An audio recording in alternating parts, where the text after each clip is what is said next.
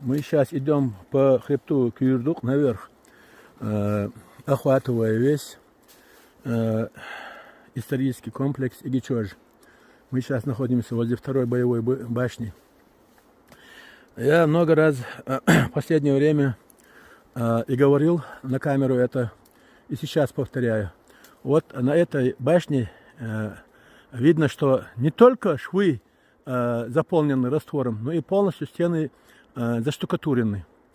Наши предки, вне всякого сомнения, использовали раствор.